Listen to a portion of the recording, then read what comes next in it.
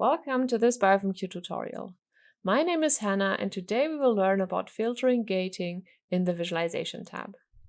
I have already loaded a directory here. You have learned in a previous tutorial how to do so, as well as gotten an overview over the different areas of the Visualization tab. This directory contains two biofilms that grow together over time.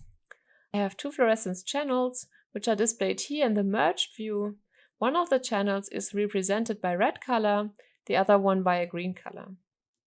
You can see that one biofilm expresses both the red and the green fluorescent protein, whereas the other biofilm only expresses one of the fluorescent proteins. We want to learn how these biofilms grow together over time, so what their volume over time is like. However, we cannot crop them because they grow into each other at late time points.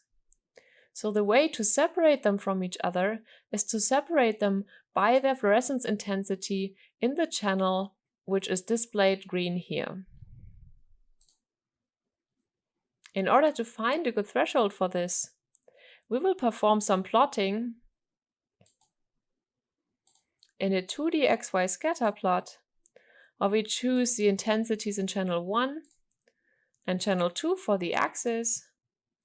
We choose logarithmic axes here, and we also want to apply a custom script on the plot. You can find this by clicking on Browse, selecting the script color points according to density, and checking this checkbox. More details about how to use advanced options are explained in an additional tutorial. In order to not overload our plot, we choose the image range 55 to 59. Now if we click on plot, you can see that I have these two populations of cells, which are clearly separated in the second channel. And you can also see that if we want to separate them, we can choose 10 as a threshold. What the script does, by the way, is it determines the color of your points according to their density.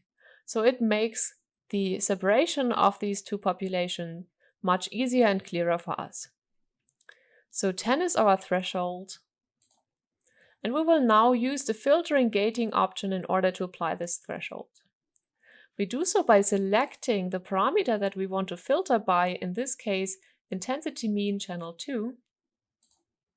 We click on the little plus button next to filtering gating, and you can see that this expression appears here, which describes the parameter that is being filtered by, as well as a condition. In this case, the condition is greater than 0.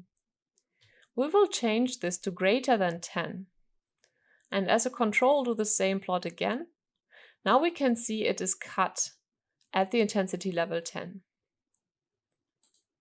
Now whenever we do a plot, this filtering gating is going to be applied first, and then the plot is going to be performed.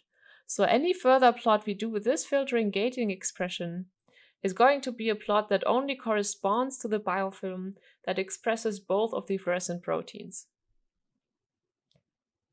We now want to know how the volume of this biofilm changes over time. We therefore choose the 2D XY plot per frame method. We choose time as our x-axis and shape volume as our y-axis. And the method we put to sum, because we want to sum over all volumes in here that satisfy this gating expression. We will also uncheck the two log boxes because we want real space and not logarithmic space. We have to uncheck the apply custom script box, and we have to select all images in order to perform the plotting for the entire time series. If we click on plot now, you can see the volume changing over time. For a better overview, I will choose now a line instead of a bar plot, which you can see here. And now in order to compare the volumes of the two biofilms over time, I will select or filter for the second biofilm by putting the intensities needs to be smaller or equal than 10. And I will check this box Add Plot to Current Figure next to the plot button in order to have both plots in the same figure. And you can see it appearing here. And now we can see how both of these biofilms grow over time, and that one of them is more abundant than the other, which continuously goes on like this until the end of the time series.